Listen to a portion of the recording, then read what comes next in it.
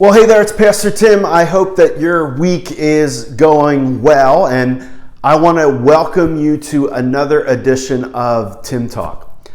This past Sunday at the service of FCC, I talked about how Jesus wants us to move from not only being a gathered people as followers of Jesus, but a scattered people. And that was based upon John 20:21, where Jesus says, "As the Father has sent me, so also I send you."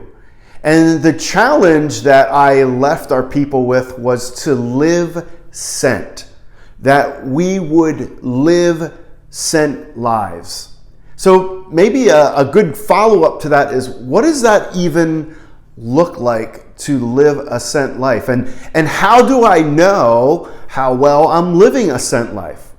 Well, today I have 3 questions for you so that you can determine how well you are living sent. So let's begin with number 1. Number 1 is, how often am I praying for those in my sphere of influence? God has put you where He wants you.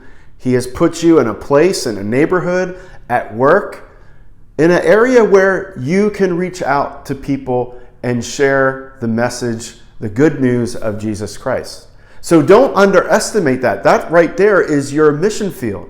So how well or how often are you praying for those people around you? Are you praying for opportunities to meet new people? Are you praying for opportunities to be able to share about what Jesus means to your life and how other people can get to know Him? So it begins with prayer. Living sent begins with prayer. How often are you praying for those in your sphere of influence? And number 2, which is piggybacks on number 1, am I spending time with those people in my sphere of influence?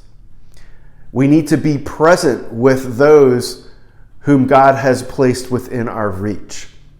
And so what are some ways that we can be spending time with people? Well, in the workplace, when you're on a lunch break or a coffee break, are you intentional about those opportunities to be talking with your coworkers?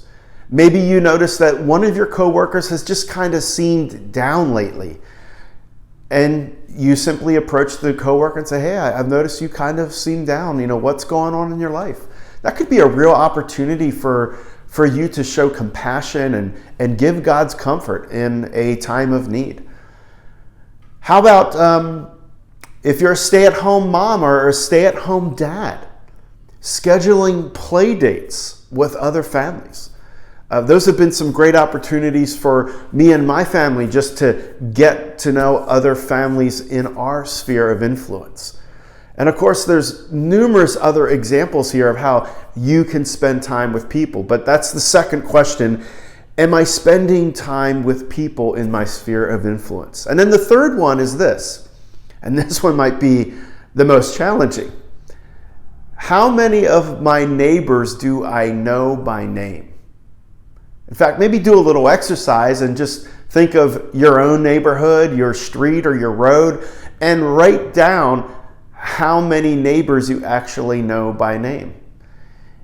It might be a little bit of a humiliating exercise. I know the first time I did that, I thought I knew many more neighbors than I actually did. And so how many neighbors do you know by name? And again, if you realize, I don't know that many, then you need to ask, well, how can I get to know them?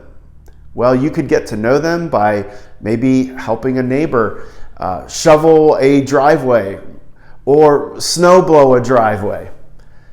I know many neighbors helped me in the past when we first moved here and helped snow blow my driveway. And now that I have a snow blower, I want to return that favor. Well, let's fast forward to spring. Let's think of warmer temperatures. As those temperatures start climbing, maybe you'll want to take a walk through your neighborhood. That's a great opportunity to introduce yourself to neighbors who might be outside.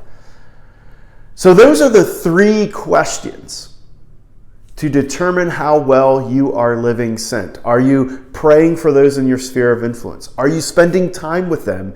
And how many of your neighbors do you know by name? And so, based upon those 3 questions, How well are you living sent? Listen, if you're discouraged and you're like, oh, I'm a failure, I am not living sent at all, don't get down, don't get discouraged. Simply start with number one. Start with prayer. And start praying for God to show you the people around you that He wants you to reach. And start asking God, Lord, how can I start doing this? How can I start reaching out to them? Because I want to live sent for you. And of course, as always, if you need help, feel free to reach out to me. Leave a comment below so that I can contact you, and I'd love to help you live sent. Well, that's it for this week's of Tim Talk. We'll see you next week.